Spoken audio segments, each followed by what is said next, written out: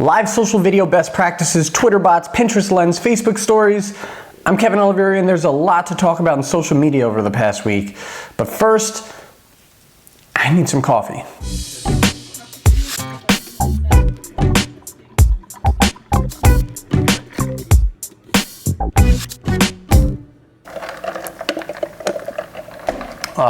So good. The first story I'm going to talk about is around live social video best practices, and I'm doing this because, well, I'm featured in it, so obviously I'm going to include myself, right? This article was from my friend Stacey Sayers, and what she did is she brought together some of the top social live video experts within the industry to impart their wisdom and share their expertise and really explain to others how they can get started using and utilizing and leveraging live social video within their social strategy. When you're doing a live social video, always focus on participation, engage within the comments with the users, make sure you understand what your community wants and ensure that you're bringing actual value to them with this live video. Don't be afraid to create in-the-moment videos. All you really need is a smartphone, so if something happens, if something's breaking news, take advantage of it. And finally, always do a post-mortem where you're going over precisely what went wrong in the video, what went right, how you can improve it, because that's why we're all here, right? We want to improve.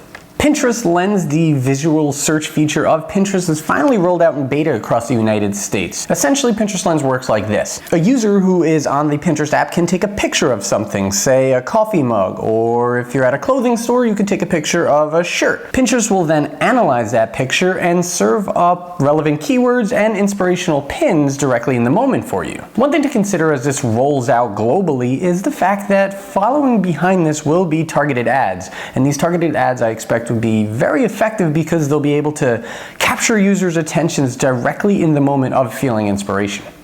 Getting a lot of engagement on Twitter? Well, I take a deeper look at exactly who's engaging with that content because it might not be who they seem. New research has shown that nearly 48 million active users on Twitter are not people. They're actually bots.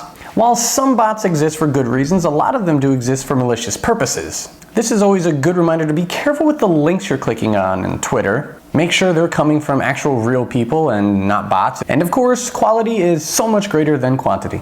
Just as they've done for Instagram, WhatsApp, and Messenger, Facebook is looking to incorporate Snapchat features into regular old Facebook. Facebook has expanded their testing of the Facebook Stories feature, which is essentially Snapchat Stories, which is the same as Instagram Stories and WhatsApp Stories and Messenger Day. This testing, which began in Ireland, is now expanding to Chile, Vietnam, and Greece. While there's no timetable for this to be incorporated into the regular Facebook app, it seems like it's inevitable at this point. So for the content creators out there, get ready to incorporate Facebook Stories into your social strategy moving forward because, as I said, it's gonna happen.